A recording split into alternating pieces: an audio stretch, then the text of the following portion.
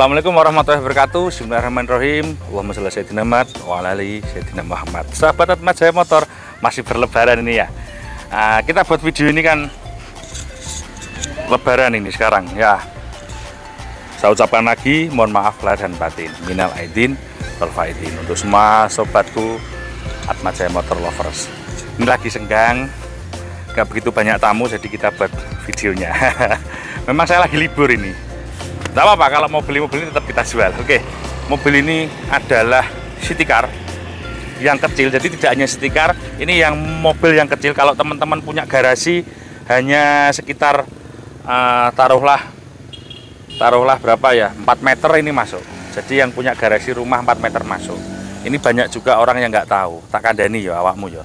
Mobil itu garasi itu butuh 5 meter rata-rata. Sekelas Innova Avanza itu kenapa? Karena sekelas Avanza itu butuh 4,4 meter panjang mobilnya, itu belum termasuk untuk jalan dan sebagainya. Nah, kalau kamu punya garasi yang kadung buatnya hanya cuma 4 meter atau 4 meter 20, ini cocok. Nah, ini pesaingnya mungkin Karimun, Ayla, Agia, lebih panjang Agia menurut aku. Nah, ini yang paling pendek, ini nggak sampai 4 meter. Ini yang paling kecil mobil ini. Dan mobil seperti ini automatic, kualitasnya bagus, harganya juga murah, platnya juga sangat terjangkau. Kita lihat video berikut.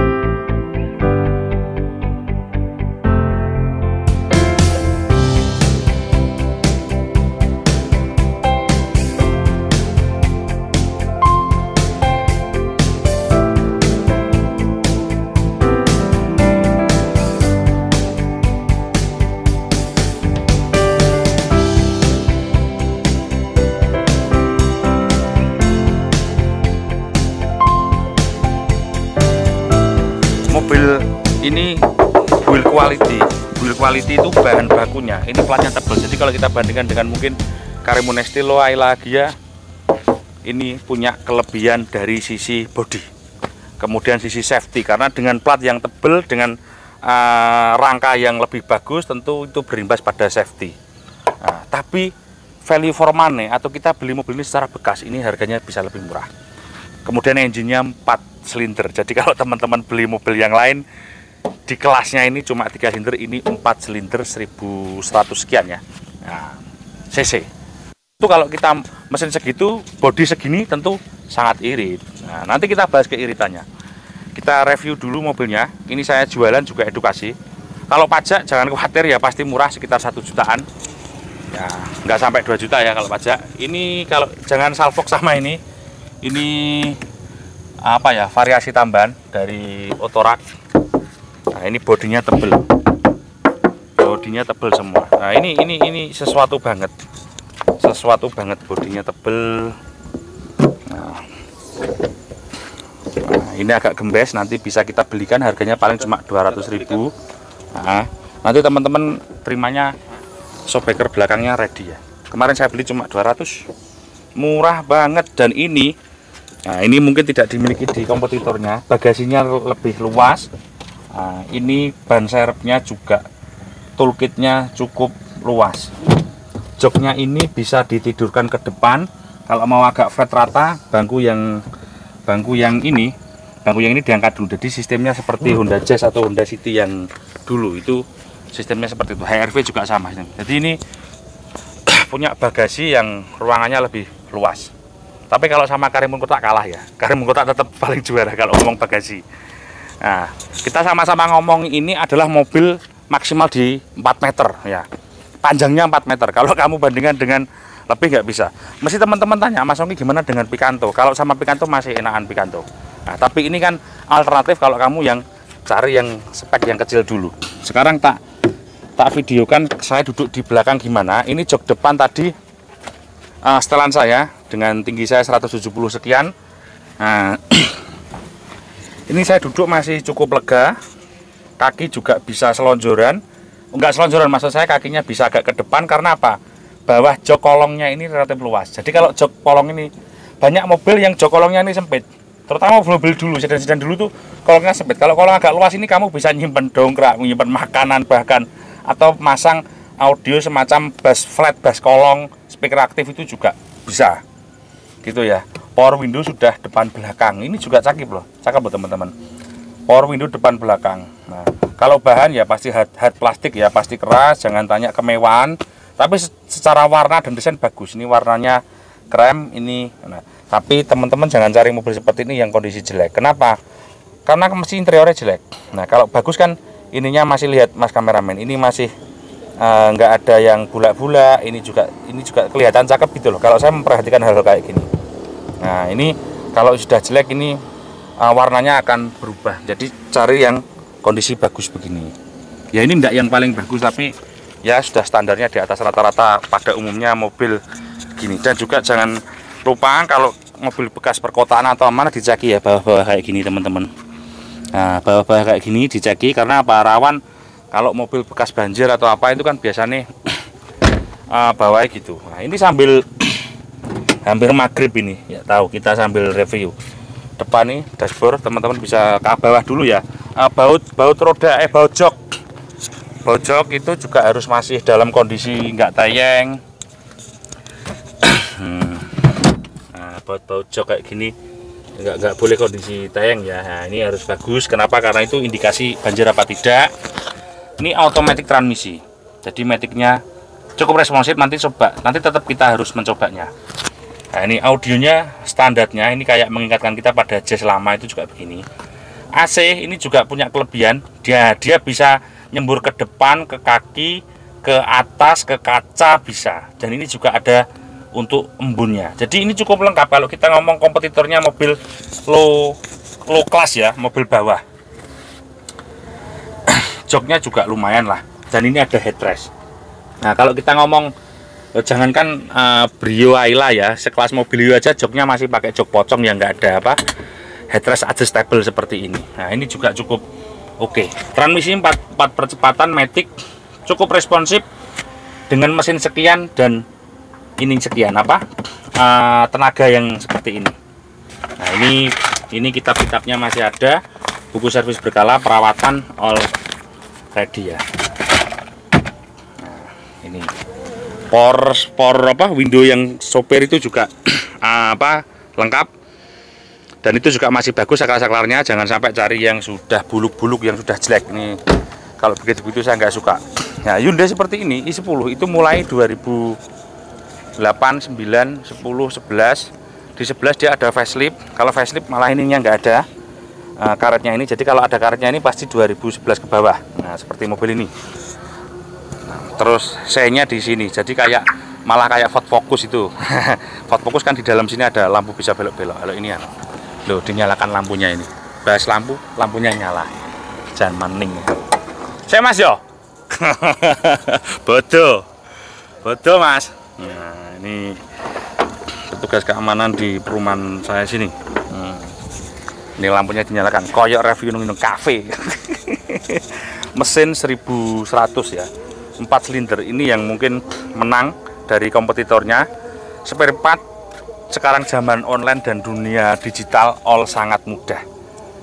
Jadi spare part sangat mudah, dan ini teman-teman bisa lihat kalau beli mobil begini-begini, baut-baut ini jangan, wah ini harus bersih begini, jangan sampai jembret-jembret. Terus bawah-bawah itu bak transmisi mungkin bisa di zoom Mas kameramen. Nah, baut-baut seperti di bawah itu jangan sampai jelek ya.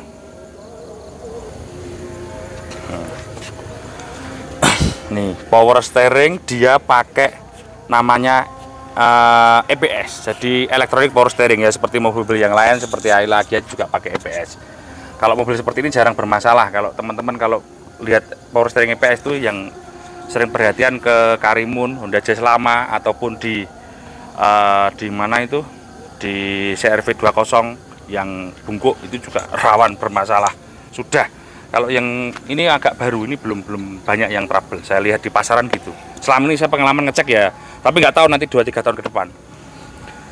Loh, ini mobilnya. Jadi secara build quality dia lebih bagus. Kalau untuk harga relatif sama. Ini mobil ini dengan kondisi seperti ini tak jual harga 75 juta. Jadi dengan kondisi cakep begini kita cuma jual 75 juta aja. Pajaknya hidup, pajaknya 1 jutaan. Matic loh ya ini ya. Kalau kamu cari kompetitornya LCGC yang lain, taruhlah Giaila dan kawan juga harganya relatif malah lebih tinggi sedikit. Tapi secara build quality, secara bahan, saya rasa mobil ini bisa diandalkan. Kalau untuk spare part, no problem, jangan khawatir, jangan paranoid. Di HP banyak, di Hyundai sekarang secara desain, secara jaringan sekarang juga Hyundai luar biasa. Tidak hanya di Indonesia, saya kira malah di Indonesia ini Hyundai agak ketinggalan. Kalau kamu pergi ke luar negeri, jelas nggak usah jauh-jauh, kita orang muslim sering ke Saudi ya, umroh atau apa itu ya, haji. Di sana mobil Hyundai yang paling banyak saya lihat di jalanan, mobil rakyat, mobil umumnya. Gitu ya.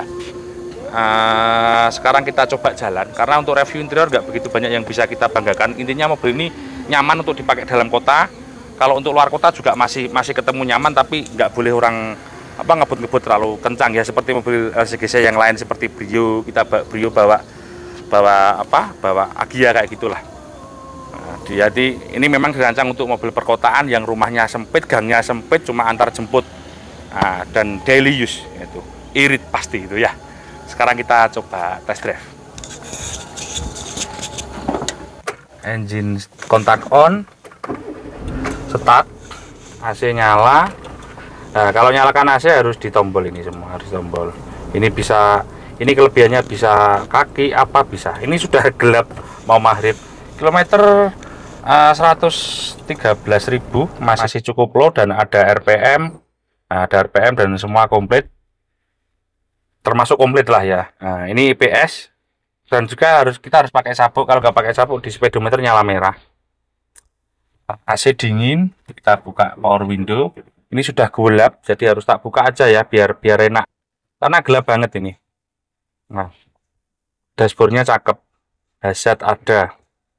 R langsung mundur. Jangan sampai beli mobil begini delay itu lag ya, jadi jeda. Jadi harus beli mobil itu harus yang enak lah. Kemudian ini power steeringnya ya seperti mobil-mobil LCGC yang lain. Ini enggak LCGC ya, tapi seperti mobil-mobil kayak gitu ya, Wenteng. Setirnya Wenteng, IPS. Sebetulnya kalau kita mau pakai jarak jauh masih worth it mobil ini. Masih bisa kenceng, tenaganya juga nendang. Nah, untuk bahan bakar juga irit, dipakai kota-kota. Ini versi dari konsumen saya, jadi tidak saya ngetes, tapi konsumenku itu ngetes, ceritanya ke saya 111 sampai 12 di kota-kota Malang sini. Di kota saya itu bahan bakarnya bisa lebih boros dari kotamu. Kenapa? Karena di sini tanjakan, banyak tanjakan. Jadi jalannya banyak tanjakan. Kalau dipakai luar kota kurang lebihnya di 15 atau 16, yang realnya segitu. Nah, kalau 120 enggak lah. Saya kira kalau mobil 120 itu sulit. Nah, 16 kayak gitu.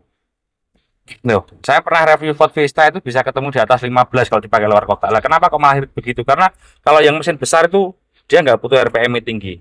Tapi mobil ini teman-teman, kamu jalan 100 itu RPM-nya cuma 3000. Jadi saya kira RPM-nya mirip-mirip seperti Avanza. Nah, nggak begitu selisih jauh. Nah, overall yang lain kaki, nah, ini lebih nyaman daripada kompetitornya untuk rasa kaki. Cuma kalau ditutup kacanya itu suara di roda belakang guru-guru itu tetap masih ada. Tapi tenang aja, jangankan mobil yang kelas trim bawah seperti ini. Sekelas Honda Jazz GK aja suara laker belakang itu masih suara roda itu masih terdengar di kabin. Itu sekelas mobil 200 juta ya. Second ya, itu second 200 juta.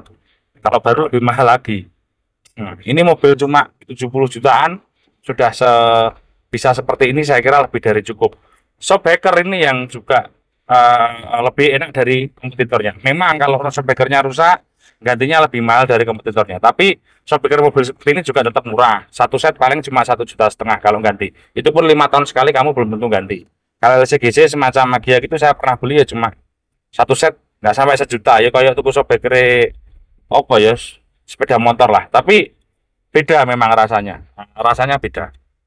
Itu ya sobat ya. Kalau ngomong spare part Ya semua mobil saya kira sekarang sama lah, made in China, made in Korea, made in Indonesia. Nah, gitu. Made in Japan yang asli saya kira juga nggak ada, cuma merek aja itu. Untuk mobil murah loh ya, kecuali yang mobil 1 miliar ke atas itu masih Japan ya, Japan tenanan. Atau 500 ke atas lah minimal. Kalau mobil cuma puluhan juta seperti ini, bahkan barunya cuma nggak sampai 200 ya, tetap produk sini semua, Indonesia semua. Tapi kita harus bangga, Indonesia itu juga bisa buat mobil, kita produksinya di sini kok. Mek kalah merek ngono. Gak duwe merek. Oke ya, sobat ya, ini sudah maghrib. Ini tadi saya longgar pas habis tamu pada pulang, tak sempatkan review. Ini tadi yang review si adik ini, saya suruh pegang kameranya. Itu sobat, terima kasih. Jangan lupa silaturahmi bersama keluarga ya. Terus ojo ngomong kedukuran, gayamu sing standar aja. Dukur-dukur kok ketabrak helikopter. Nah, sampluk kipas helikopter itu biasa. Ini untuk kampung mulai merantau, omongan sing biasa. Gak perlu mengandai-andai. Nah, biar repotnya gitu. Karena ketika kamu terlalu tinggi, nanti anak keluargamu, Mas, pinjam uangnya, ganti duit awakmu. Lah kan ya repot ya, gitu loh ya. Jadi sing biasa. Kalau bisa malah kita lebih bawah dari yang ada. Itu sobat. Terima kasih. Assalamualaikum warahmatullahi wabarakatuh. Minal aidin wal faizin. Kita pulang. Maghrib.